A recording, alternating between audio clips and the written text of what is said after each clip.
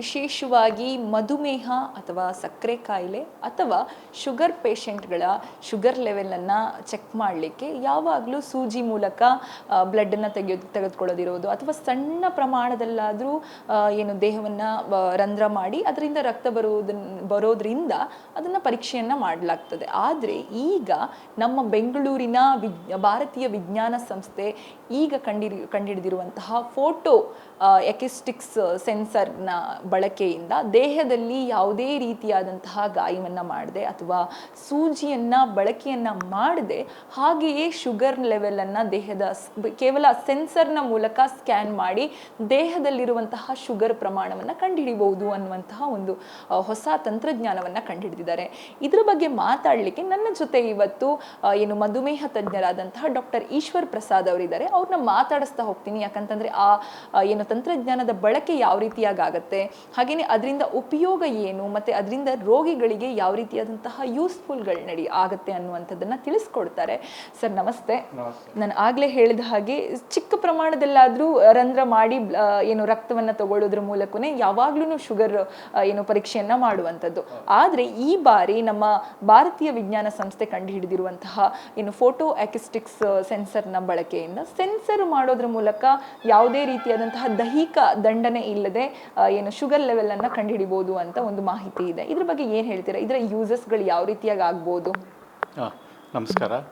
ಹೌದು, ನಮ್ಮ ಬೆಂಗಳೂರಿನ ಭಾರತೀಯ ವಿಜ್ಞಾನ ಸಂಸ್ಥೆ ಅವರು ಒಳ್ಳೆಯ ಸಂಶೋಧನೆಯನ್ನು ಮಾಡಿದ್ದಾರೆ. ಸೊ ಇದು ನಮ್ಮ ದೇಶದಲ್ಲಿ ನಾವು ತಿಳಿದಂಗೆ ಮಧುಮೇಹ ರೋಗಿಗಳು ಬಹಳ ಹೆಚ್ಚಾಗ್ತಾ ಇದ್ದಾರೆ. ಆಲ್ಮೋಸ್ಟ್ ಇವಾಗ ಒಂದು 10-12 ಕೋಟಿ ಜನ ಇರಬಹುದು. ಸೊ ಇಲ್ಲಿ ತನಕ ನಾವೇನು ಮಾಡ್ತಾಯಿದ್ವಿ, ಬೆರಳನ್ನಾದರೂ ಚುಚ್ಚಬೇಕು, ಇಲ್ಲ ಸೆನ್ಸರ್ ಅಂತ 14 ಡೇಸ್ ಸೆನ್ಸರ್ ಥರ ಹಾಕ್ಬಿಟ್ಟು ಅದನ್ನು ಚುಚ್ಚೋದೆ. ಏನಾದ್ರೂ ಬಾಡಿಗೆ ಒಂದು ಚಿಕ್ಕದಾಗಿ ಒಂದು ಹೋಲ್ ಮಾಡಿ ಅದರಿಂದನೇ ಬ್ಲಡ್ ಅಥವಾ ಸೀರಮ್ ತೆಗೆದುಬಿಟ್ಟೆ ನಾವು ಚೆಕ್ ಮಾಡಬೇಕಾಗಿತ್ತು. ಬಟ್ ಈಗ ಮಾಡಿರೋ ಸಂಶೋಧನೆ ತುಂಬ ಉತ್ತಮವಾಗಿದೆ ಹಾಗೂ ನಮ್ಮ ಪೇಷಂಟ್ಗಳಿಗೂ ತುಂಬ ಸುಲಭವಾಗಿ ಶುಗರ್ನ ಚೆಕ್ ಮಾಡ್ಕೋಬೋದು. ಈ ಫೋಟೋ ಅಕೋಸ್ಟಿಕ್ ಸೆನ್ಸಿಂಗು ಯೂಶ್ವಲಾಗಿ ಏನು ಮಾಡ್ತಾರೆ, ಅದನ್ನು ಸ್ವಲ್ಪ ಬಾಡಿನ ಸ್ವಲ್ಪ ಹೀಟ್ ಮಾಡಬೇಕಾಗ್ತದೆ, ಥರ್ಮಲ್ ಹೀಟು. ಸೊ ಆ ಥರ್ಮಲ್ ಹೀಟ್ ಆದರೆ ಆವಾಗ ಬ್ಲಡ್ ಫ್ಲೋ ಮೇಲೆ ಇದನ್ನು ವೇವ್ಸ್ನೆಲ್ಲ ಪಾಸ್ ಮಾಡಿ ಅದನ್ನು ಡಿಟೆಕ್ಟ್ ಮಾಡಿ ಶುಗರ್ ಎಷ್ಟಿದೆ ಅಂತ ಅದನ್ನು ಹೇಳ್ತಾರೆ. That is very good actually. ಯಾಕೆಂದರೆ ಬಾಡಿನೆಲ್ಲ ರಕ್ತನ ನಾವು ಇಂಜುರಿ ಮಾಡ್ಕೊಳ್ಳೋ ಅವಶ್ಯಕತೆ ಇರೋದಿಲ್ಲ. ಸೊ ಜನಸಾಮಾನ್ಯರಿಗೆ ತುಂಬ ಉಪಯೋಗ ಆಗುತ್ತೆ. ಪ್ಲಸ್ ಕೆಲವು ಕಂಡೀಷನಲ್ಲಿ ಆಗುತ್ತೋ ಇಲ್ಲೋ ನೋಡಬೇಕು. ಯಾಕೆಂದರೆ ಪೇಷಂಟ್ ICUಲಿ ಇರ್ಬೋದು, ಅಂಥ ಪೇಷಂಟ್ಗಳಿಗೆ ಅದನ್ನು ಟೆಸ್ಟ್ ಮಾಡಿ ಅದನ್ನು ಉಪಯೋಗಕ್ಕೆ ಬರುತ್ತಾ, ಕೆಲವು ಕಂಡೀಷನಲ್ಲೆಲ್ಲ ನೋಡಬೇಕಾಗ್ತದೆ. ಯಾವ ಕಂಡೀಷನಲ್ಲಿ ಇದನ್ನು ಅಕ್ಸೆಪ್ಟ್ ಮಾಡ್ಕೋಬೋದು, ಯಾವ ಕಂಡೀಷನಲ್ಲಿ ಡೆಫಿನೆಟಾಗಿ ಉಪಯೋಗ ಆಗ್ತದೆ, ಅದನ್ನೆಲ್ಲ ನಾವು ನೋಡಿಬಿಟ್ಟು ಅದನ್ನೆಲ್ಲ ಸ್ಟಡಿ ಮಾಡಿಬಿಟ್ಟು ಇದು ಒಂದು ಒಪ್ಪಿಗೆ ಬಂದರೆ ಅದರಿಂದ ಡೆಫಿನೆಟಾಗಿ ಪೇಷಂಟಿಗೆ ತುಂಬ ಯೂಸ್ ಆಗುತ್ತೆ, ಡೆಫಿನೆಟಾಗಿ ಆಗುತ್ತೆ.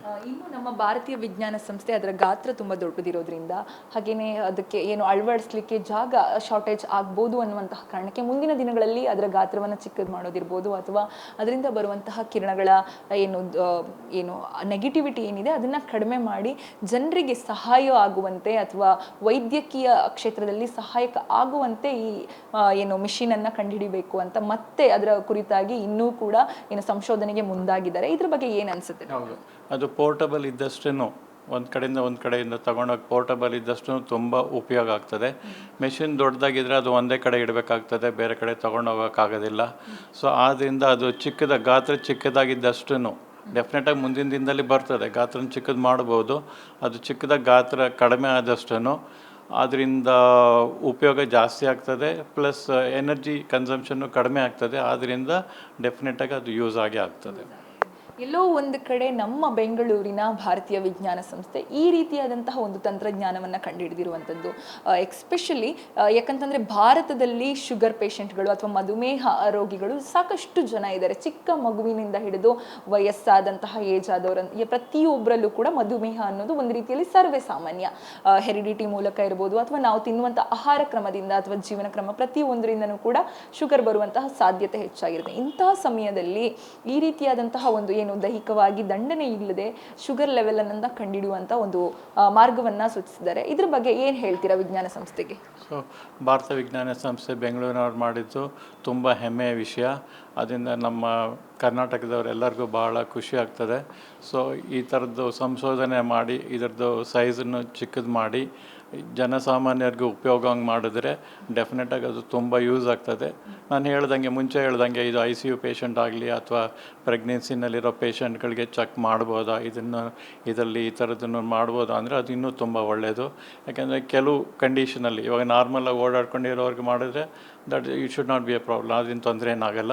ಕೆಲವು ಸ್ಪೆಷಲ್ ಕಂಡೀಷನಲ್ಲಿ ಪೇಷಂಟ್ ICU ಇರ್ಬೋದು ಅಥವಾ ಪ್ರೆಗ್ನೆನ್ಸಿ ವಿತ್ ಡಯಾಬಿಟೀಸು ಅದನ್ನು ದಿನೇ ದಿನೇ ಹೆಚ್ಚಾಗ್ತಾ ಇರ್ತದೆ. ಪ್ಲಸ್ ಅವ್ರಿಗೂ ದಿನಕ್ಕೆ 4 ರಿಂದ 5-6 ಬಾರಿ ಚೆಕ್ ಮಾಡಬೇಕಾಗ್ತದೆ ಬ್ಲಡ್ ಶುಗರು. ಅದು ಯೂಶ್ವಲಾಗಿ ನಾವು ಸೆನ್ಸರ್ ಹಾಕ್ತೀವಿ, ಇಲ್ಲ ಕೈನಲ್ಲಿ ಚುಚ್ಚಿಬಿಟ್ಟೆ ಮಾಡಬೇಕಾಗ್ತದೆ. ಅಂಥವ್ರಿಗೂ ಉಪಯೋಗ ಆದರೆ ಇನ್ನೂ ತುಂಬ ಒಳ್ಳೆಯ ಇದು ಸಂಶೋಧನೆ ಆಗ್ತದೆ. ಸೊ ಇದೆಲ್ಲನೂ ಪೇಷಂಟ್ಗಳಿಗೆ ಅಕ್ಸೆಪ್ಟು ಆಗ್ತದೆ. ಯಾಕೆಂದರೆ ದೇಹವನ್ನು ದಂಡಿಸೋದಾಗಲಿ ಚುಚ್ಚೋದಾಗಲಿ ಏನೂ ಇರೋದಿಲ್ಲ. ಪೇಷಂಟನ್ನು ಅಕ್ಸೆಪ್ಟೆನ್ಸು ತುಂಬ ಚೆನ್ನಾಗಿರ್ತದೆ. ಸೊ ಆದ್ದರಿಂದ ಇದು ಬೇಗ ಸೈಜು ಚಿಕ್ಕದಾಗಿ ಬೇಗ ಜನಸಾಮಾನ್ಯರ ಉಪಯೋಗ ಬರಲಿ ಅಂತ ನಾನು ಆಶಿಸ್ತೇನೆ. Thank you doctor.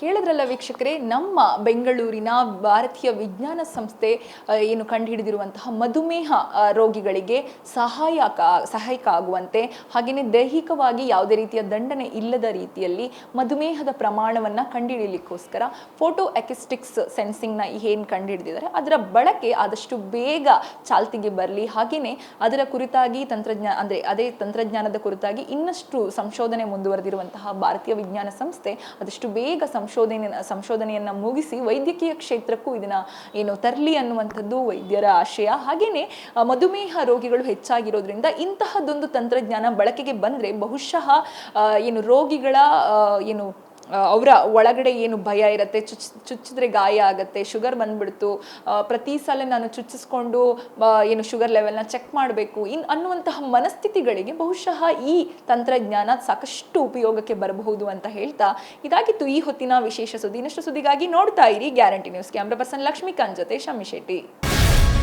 Guarantee news, ಸುದ್ದಿ ಖಚಿತ, ನ್ಯಾಯ ನಿಶ್ಚಿತ.